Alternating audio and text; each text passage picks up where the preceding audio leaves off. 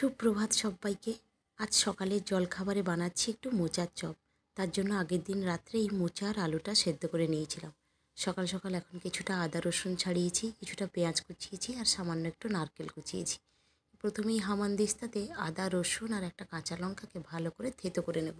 নিয়েছি একটা ভাজা মশলা, যার মধ্যে আছে ধনে, জিরে আর দারচিনি। এবারে কড়াই গরম করে কয়েকটা বাদাম ভেজে তুলে রেখে দেওয়ার পর ওই কড়াইতে একটু তেল দিয়ে দেবো একে একে পেঁয়াজটা। পেঁয়াজ কুচনোটা হালকা নাড়াচাড়ার পর দিয়ে দেবো আদা রসুন আর কাঁচা লঙ্কার ওই পেস্টটা। সেটাও ভালো করে আরেকটু নাড়াচাড়া করার পর দিয়ে দেবো নারকেল কুচনো।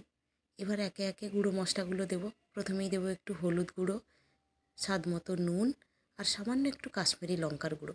আলাদা করে ঝাল লঙ্কার গুঁড়ো আর দিচ্ছি না, যেহেতু কাঁচা লঙ্কাগুলো বেশ ঝাল এখানকার। সব কিছু উপকরণ ভালো করে মিশিয়ে তারপরে দিয়ে দেবো আগে থেকে সেদ্ধ করে রাখা মোচাটা।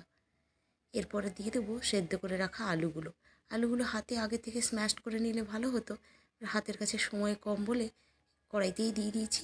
সব মশলার সাথে নাড়তে নাড়তে ওটাও ভালোই ম্যাশড হয়ে যাবে। এবার দিয়ে দেবো সেই ভাজা মশলাটা। সব উপকরণ ভালো করে মিশিয়ে দিয়ে দেবো কিছুটা ভাজা বাদাম। এবারে একটু সামান্য চিনি দেবো, জাস্ট স্বাদটাকে একটু ব্যালেন্স রাখার জন্য।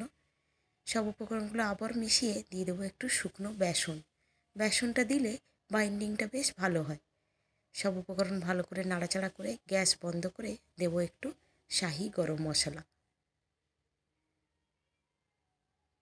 এবার আবার মিশিয়ে ঠান্ডা করে হাতের আকারে এবার ছোটো ছোটো করে বল করে নেব।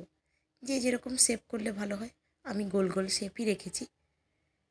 সুন্দর করে বল করে নিয়েছি। এবার এটা একটু সাইডে রেখে একটা বেসনের গোলা তৈরি করে নিচ্ছি।